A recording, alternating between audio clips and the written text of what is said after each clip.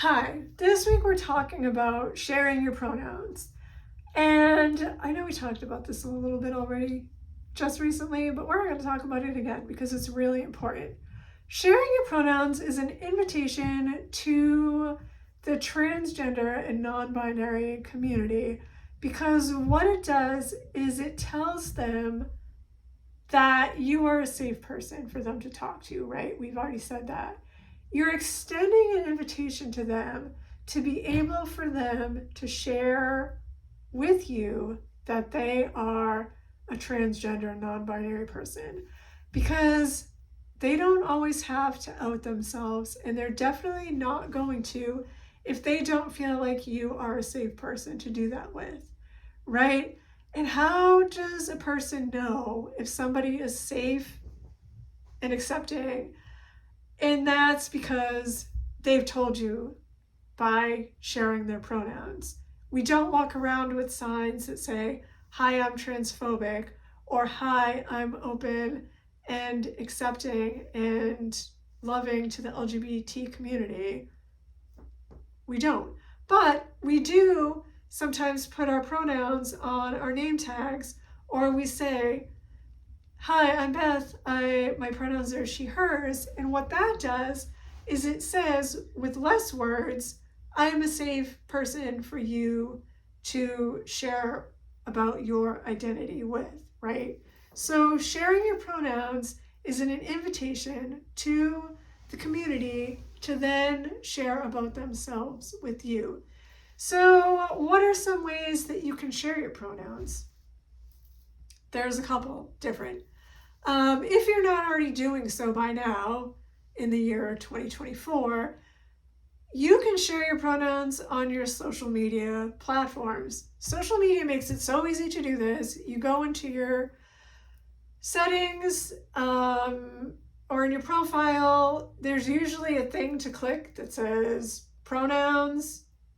You type in what yours are, or now you can just select them. If you're on Facebook, there's like 20 different ones that you can pick from, and they pop them right on there. They usually put them after your name or under your name, and it's that easy. If you are on Zoom and you want to share your pronouns, here's the trick to get around that. In your name, after your first name, type your pronouns and then add your last name in the last name box, and it will show up right after your first name. That's not right. I was just thinking about that, and that's not how I did it. On Zoom, what you do is you type your first name in the first name box, and then you type your pronouns in the last name box, and it will show up that way. Or you can type your first and last name in the first name box, and then your pronouns in the last name box, and then you can have them both. I've done both ways. Okay, I was just thinking about that after I said it, and I was like, I don't think that's right, and it wasn't right. The second way that you can share your pronouns is in your email signature. The appropriate places to do that are after your name, so first name, last name, pronouns, or directly under your name. So you would have first name, last name, and then your pronouns would go under your name before the rest of your information in your signature. And then the last way, which we've already talked about, is by sharing your pronouns when you introduce yourself. And so it's that easy. It's not always that easy though, because sometimes you may find yourself in a situation where you don't feel safe to share your pronouns. And that could be because you are in an environment where it's politically tense.